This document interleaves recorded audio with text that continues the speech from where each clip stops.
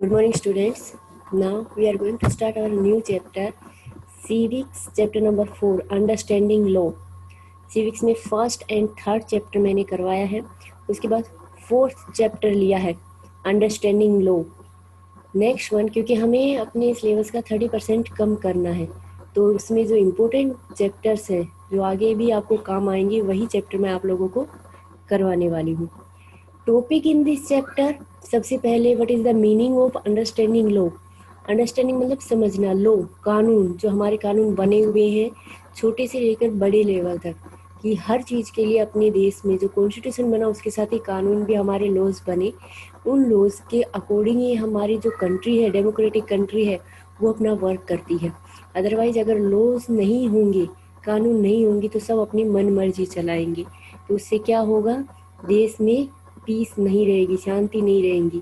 तो सब जगह पर क्या होगा, लोग अपने अपने अकॉर्डिंग काम करेंगे, एक दूसरे को दबाने की कोशिश करेंगे, जिससे कन्फ्लिक्ट्स होंगे, मीन्स झगड़े होंगे, लोगों के बीच में जो है वो बहुत ज़्यादा डिस्प्यूट्स खड़े हो जाएंगे. इसलिए लॉ की सबसे ज़्यादा ज़रूरत है. तो वो लॉ कैसे बनते हैं, कौन कौन से होते हैं, वो हम रीड करेंगे. Topic in the chapter, do laws apply to all. कि do laws apply to all, कौन सब पर लागू करता है. रूल ऑफ लॉ, लॉ के क्या रूल है कि वो कैसे बनेगा.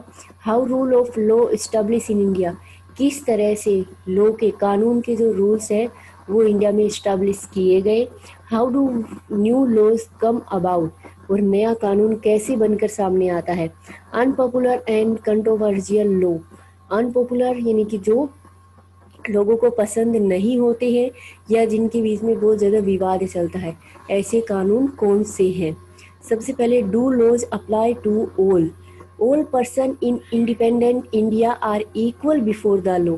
कानून के सामने सभी व्यक्ति समान हैं. सबको पता है कि इंडिपेंडेंट इंडिया है, हम बिल्कुल फ्री हैं, आज़ाद है, तो कानून के सामने सब व्यक्ति समान होते हैं, चाहे वो कोई बड़ा व्यक्ति हो, चाहे छोटा व्यक्ति हो, चाहे कोई भीख मांगने वाला व्यक्ति हो या चाहे कोई रिचेस्ट पर्सन हो. कानून के सामने सब व्यक्ति समान है. इट मीन्स कोर्ट में जब किसी के ऊपर किसी तरह का कोई केस चलता है, तो वहाँ पर किसी के साथ किसी तरह का कोई डिस्क्रिमिनेशन नहीं किया जाता है, कि किसी तरह का कोई भेदभाव नहीं होता है.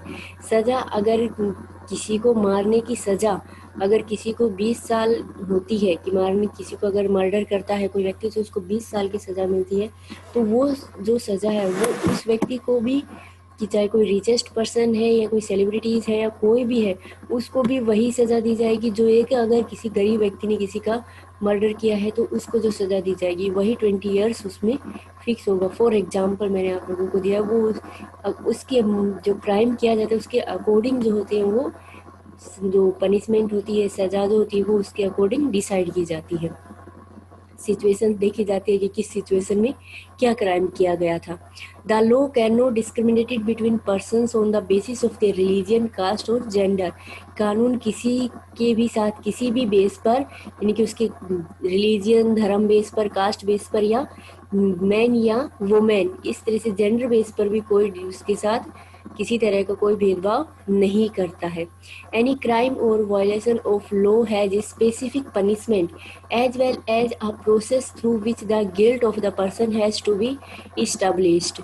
अगर कोई क्राइम होता है या किसी को वायलेशन होता है, किसी का शोषण होता है या हिंसा होती है कहीं पर, तो हर किसी के लिए एक स्पेसिफिक पनिशमेंट है.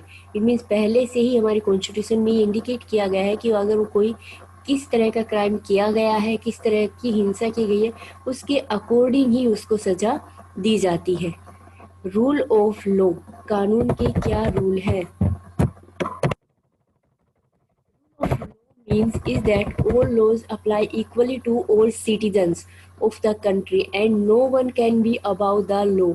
Rule of law का मीनिंग है कि सभी के ऊपर जो लॉ है वो सभी के ऊपर इक्वली लागू होता है. No one can be above the law, कानून के ऊपर कोई नहीं है, चाहे हमारा प्राइम मिनिस्टर हो या चाहे कोई भी व्यक्ति क्यों ना हो, कानून सबके लिए एक जैसा ही होता है, किसी के लिए बदल नहीं सकता, कोई उससे ऊपर नहीं हो सकता. सुप्रीम कोर्ट का जो फैसला होता है वो पूरे देश में मान्य होता है. सुप्रीम कोर्ट जो भी फैसला करे, चाहे वो किसी के फेवर में हो या ना हो, पूरे देश को वो मानना ही पड़ता है. How rule of law establish in India, किस तरह से कानून इंडिया में आए। It is often believed that it was the British colonists who introduced the rule of law in India. जब ब्रिटिशर्स हमारे देश पे रूल कर रहे थे, अंग्रेज जब हमारे देश पे रूल कर रहे थे, तो उन्होंने ही सबसे पहले कानून हमारे देश में कानून बनाए, क्योंकि जब वो रूल ही कर रहे थे तो इट मीन्स क्या हुआ, कुछ तो उनको कानून की ज़रूरत थी ना, कि किस तरह से, कि कोई अगर कुछ क्राइम करता है या कोई कुछ करता है तो उसको किस तरह से कम किया जा सकता है। However historians has dispute this claim because, ये इसमें काफ़ी हिस्टोरियन जो हमारे एंशियंट टाइम के जो पास्ट के बारे में हमें इंफॉर्मेशन देते हैं, उनमें काफ़ी झगड़े भी हैं या मतभेद भी है इस बारे में कि ब्रिटिशर्स ने हमारे देश में कानून बनाए थे सबसे पहले। कॉलोनियल लॉ वॉज अर्थ मतलब कि जो डिक्टेटोरियल रूल को मानते थे, कि जो आर्मी होती है वो उसको उसी के रूल फॉलो करवाते थे। उनका तो यही था कि जो ब्रिटिशर्स हमारे देश में कौन आते थे, सभी सोल्जर्स होते थे, गवर्नर जनरल्स होते थे, तो वो अपने ही रूल्स बनाते और वही लोगों पर लागू करते थे। Indian nationalist played a prominent role in the development of legal sphere in British India.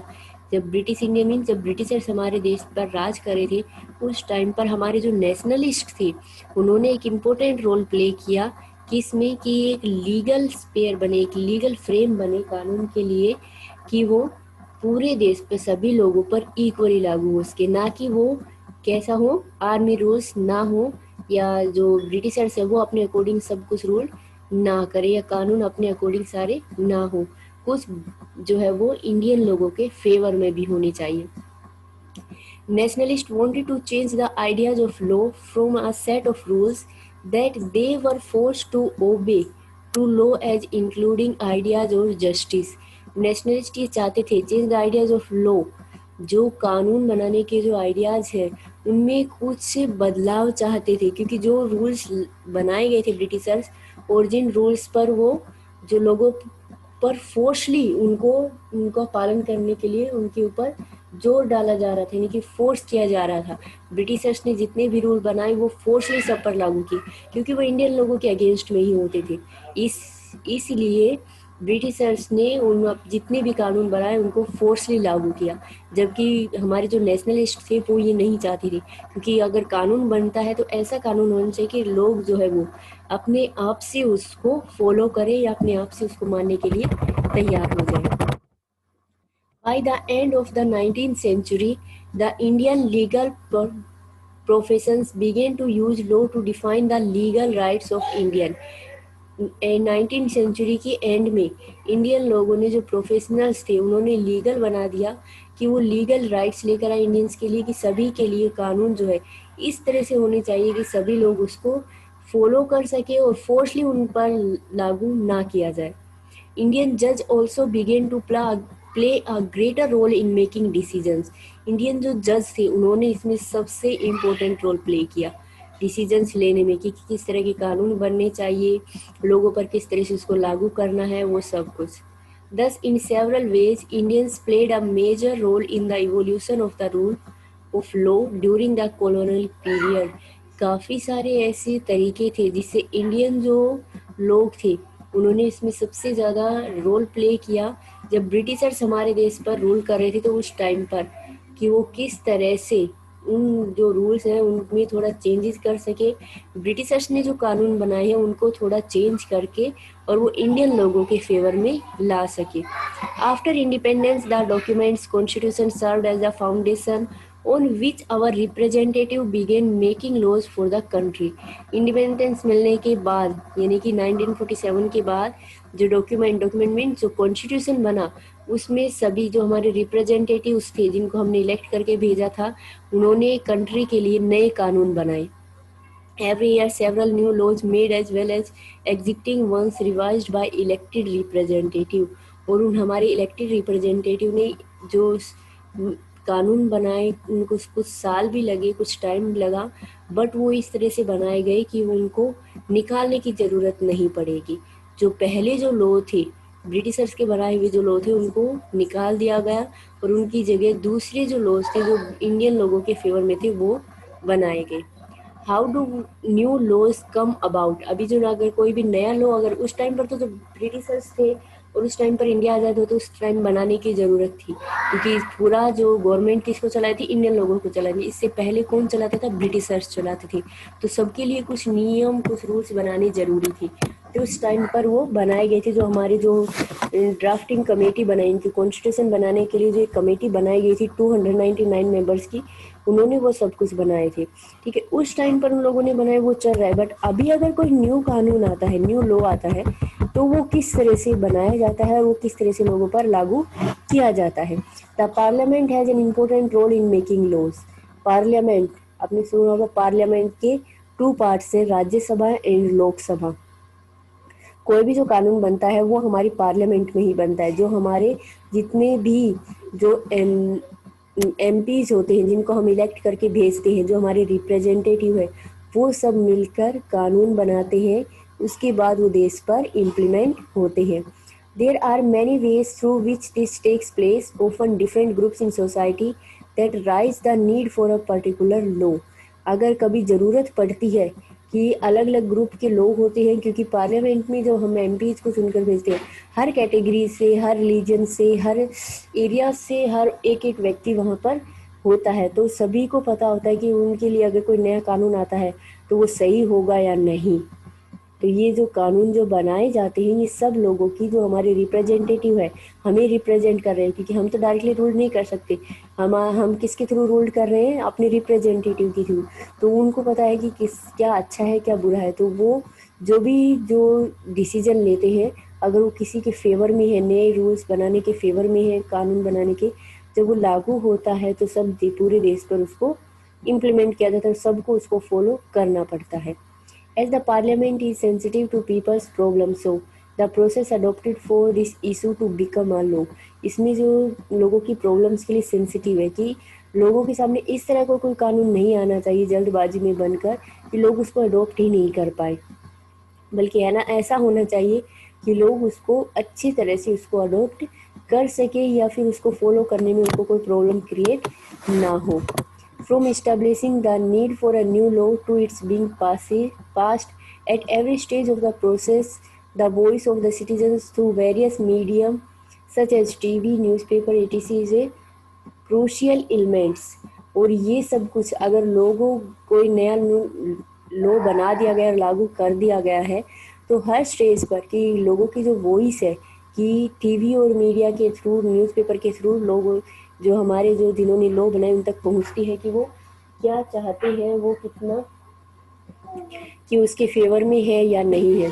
Law बनाने की जो प्रोसेस है वो क्या होती है, कि सबसे पहले लोकसभा में, अगर लोकसभा में जितने भी हमारे मेंबर है, 545 मेंबर्स जो है, वो बैठकर डिस्कस करते हैं वहाँ पर, जो भी उनके जिस चीज़ पर उनको न्यू लॉ बनाना है, जो भी उसके ऊपर डिस्कशन होता रही है। कोई डिस्कशन एक दिन का नहीं होता, काफ़ी दिन लग जाते हैं उसमें, महीनों लग जाते हैं। महीनों लगने के बाद जब उसमें उसके जो है 2/3 मेंबर अगर एग्री हो जाते हैं, इट मीन्स क्या हुआ, 273 मेंबर, 545 में से 273 मेंबर्स अगर एग्री होते हैं नए कानून बनाने के लिए, तो उसमें क्या होगा, उसके बाद लोकसभा में पास होकर उसके बाद वो राज्यसभा में जाएगा। राज्यसभा के 252 मेंबर्स हैं, वहाँ पर भी उसके जो 2/3 मेंबर्स अगर एग्री हो जाते हैं कि वो सही है, तो उसको फिर प्रेसिडेंट के साइन के लिए भेजा जाएगा। प्रेसिडेंट जब उस पर साइन करेगा तभी उसको पूरे देश पर लागू किया जाता है। अगर प्रेसिडेंट उस पर साइन नहीं करता है तो वो वापस से लोकसभा में आएगा, उसके ऊपर फिर से विचार विमर्श होगा और उसके बाद फिर वो राज्यसभा में जाएगा। काफ़ी जो बिल, जो हमारे काफ़ी जो न्यू लॉज बनते हैं, कानून बनते हैं, काफ़ी बार लोकसभा में पास होने के बाद राज्यसभा में अटक जाते हैं, वहाँ पर काफ़ी टाइम लग जाता है। तो किसी भी न्यू कानून को बनने के लिए कम से कम आप मान के चलो 2 से 4 साल लग ही जाते हैं, इतनी जल्दी नहीं होता। उसका एक फ़ायदा भी है कि लॉन्ग डिस्कशन से हमें उसके नेगेटिव और पॉजिटिव दोनों पॉइंट्स पता लग जाते हैं, जिसकी वजह से ज़्यादा प्रॉब्लम्स भी क्रिएट नहीं होती है। जैसे नोटबंदी का आया, हमारे देश के प्राइम मिनिस्टर ने उसको लागू किया, लोकसभा में पास हुआ था। उसके बाद जीएसटी लागू किया गया, जीएसटी का कम नहीं चला, 2 साल तक चला। 2 साल तक लोकसभा और राज्यसभा में ये इसके ऊपर विचार विमर्श चला। लोकसभा में पास हो गया बट राज्यसभा में नहीं हो पा रहा था, तो उसको 2 साल लगे उसको पास होने में, कि उसमें बार बार डिस्कशन हुआ तब जाके वो पास हुआ और देश पर उसको लागू किया गया। अनपॉपुलर एंड कंट्रोवर्शियल लॉज कौन से होते हैं? Sometime a law can be constitutionally valid and hence legal, but it can continue to be unpopular and unacceptable to people because they feel that the intention behind it is unfair and harmful. काफ़ी बार ऐसे constitution में ऐसे जो laws है valid है और legal है, यानी कि वैसे ठीक है अगर देखा जाए तो बनाने भी चाहिए, बट वो कंटिन्यूस अनपॉपुलर होती है। उसका रीज़न क्या है कि लोग उसको एक्सेप्ट नहीं कर पाते। उनके पीछे जो उनकी जो फीलिंग होती है, इंटेंशंस जो होता है वो होता है कि अगर ये लो हम मानते हैं तो हमारा बुरा होगा या हमारे लिए ये हार्मफुल होगी, नुकसानदायक होंगे। The people might citizens this law, hold public meeting, write about it in newspapers, report to TV news channels, जैसे क्रिटिसाइज करते हैं लोग, उसको क्रिटिसाइज करते हैं उस लॉ को। अगर कोई इस तरह का जो लॉ होता है, पब्लिक मीटिंग्स होती है उसके थ्रू करते हैं, न्यूज़पेपर में आता है, उसके लिए टीवी वगैरह पर रिपोर्ट्स आती हैं कि लोग उससे खुश नहीं हैं। जैसे नोटबंदी वाला हुआ, उसके बाद जीएसटी लागू हुआ तो काफ़ी लोगों ने उसका विरोध किया।